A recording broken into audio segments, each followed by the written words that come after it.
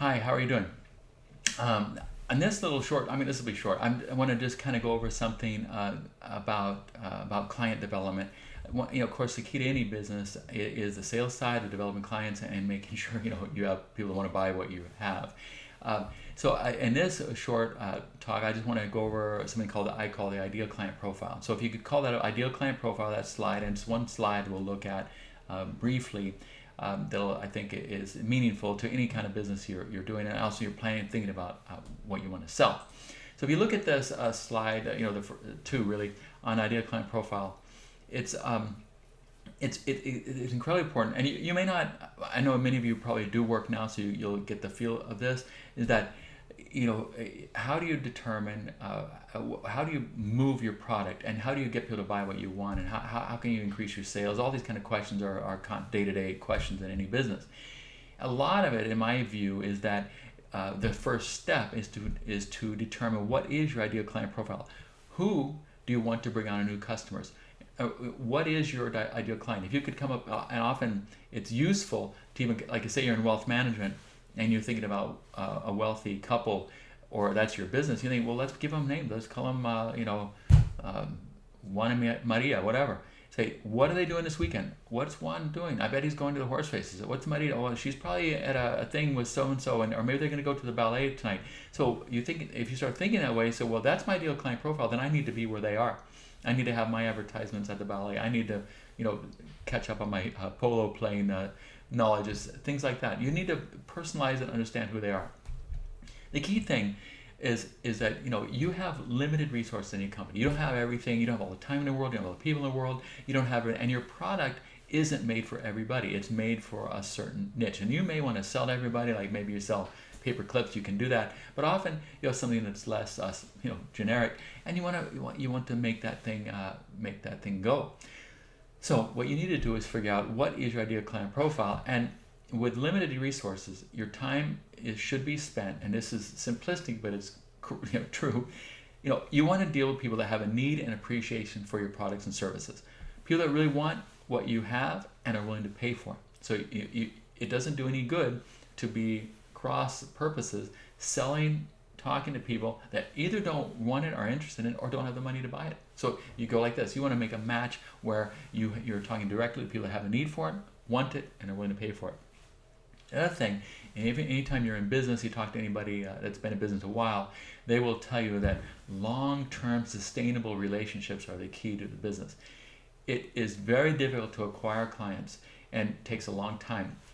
There are many different studies on this, but most people will tell you that it takes 5 times as long, or 3 times as long, or it's 5 times but whatever it is, it's incredibly beneficial to a company to hold on and maintain and grow the clients they have, rather than always be on a search for new clients. If you have somebody who's ongoing buying from you, that's great, and then you can kind of work with any issues that come up. If they leave you and they don't do business anymore, you go from here to there, and then you got to recreate that revenue stream and that sales process with new clients. So you want these two things: have a need and appreciation for your product and services, and be willing to pay for it, and you represent a profitable and long-term relationship for your company. You don't want to just do one-off sales, and that's, we can talk about the whole win-win concept, etc. But basically, we want companies that appreciate what you do for them, you appreciate them as clients, and you work in partnership on an ongoing basis. Now, one of the key things about an ideal client profile is that it tells you who you want to work with, and also tells you who you don't want to work with. Many salespeople and many sales forces spend their time working with clients that really do not have the opportunity to meet either one of these criteria. They're not the kind of people that appreciate the product and service, and are not the kind of potential customer that will be with you ongoing.